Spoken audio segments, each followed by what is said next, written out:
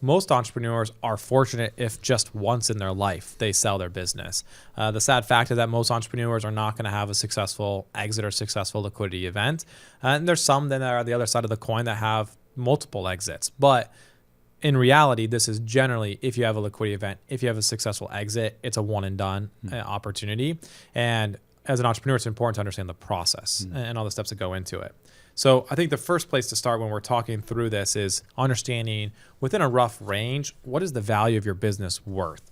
It's really important that you first understand the value of your business or the range of outcomes that you could get, because if you're thinking about selling your business, you need to make sure you're understanding the why of selling the business.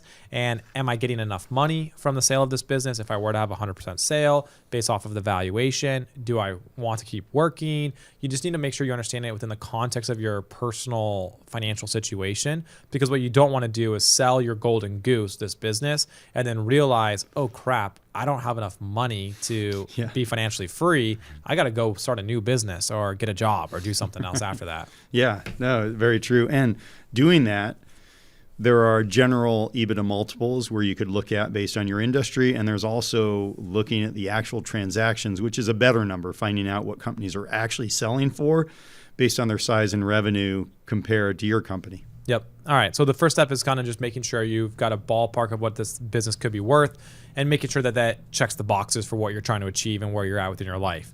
The next thing you're going to do is start building the M&A team. And M&A stands for mergers and acquisitions, but you want to start building the team. The first person you're going to want to really hire, which is going to be one of the most important people to hire, is going to be the investment banker. And the investment banker is going to be, think of that like a real estate agent. They're going to be the person who lists your business for sale, to go out and they sell the story. Why is your business so great? Why do other people want to buy your business? And why now is the right opportunity? So the investment banker is going to be the most important hire, because they're going to be the ones who are going to be marketing and putting together the team to hopefully sell your business. Yeah, and there's a big difference between the good ones and bad ones in that space. And the good ones can make you a ton of money, and the bad ones can cost you a ton of money. Yep. So the second key position is going to be your M&A attorney. So you want to make sure you have an attorney or counsel who specializes in mergers and acquisitions. This person is going to review the seller purchase agreement. They're going to review the NDAs. They're going to review your LOIs, your IOIs. So they're going to be the yin and the yang with your investment banker. So think of it as your investment banker is going to try to drum up deals and opportunities, and then really buyers. They're going to have different offers. Then your M&A attorney is going to represent you, and they're going to help negotiate the finer points. Because within it comes to an SPA or sale purchase agreement, there's a lot of very specific language. There's different indemnities, earnouts, escrows, and you need to make sure you've got the right counsel to really make sure that the I's are dotted and the T's are crossed. Yeah, and this could be your one big event of your life. I mean, many entrepreneurs I know had one big liquidity event, and that was it.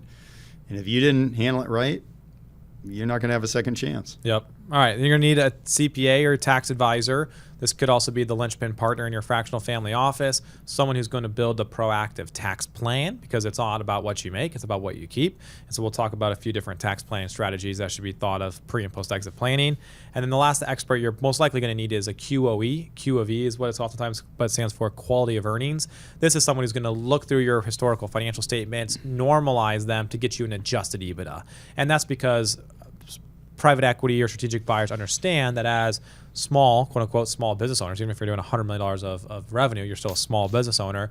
You are oftentimes running different things through your P&L that maybe a professional buyer wouldn't run through their P&L. So the quality of earnings, simply stated, just goes through and adjusts and normalizes your financial statements, to see what a third party who were objectively maybe not putting the kids on payroll, who weren't renting the house out for 14 days a year, who weren't doing the cash balance plan or buying that private jet, what that P&L would look like if it was restated and normalized. And this is a big reason why we preach about having a solid P&L, charter of accounts, forecasts, budgets.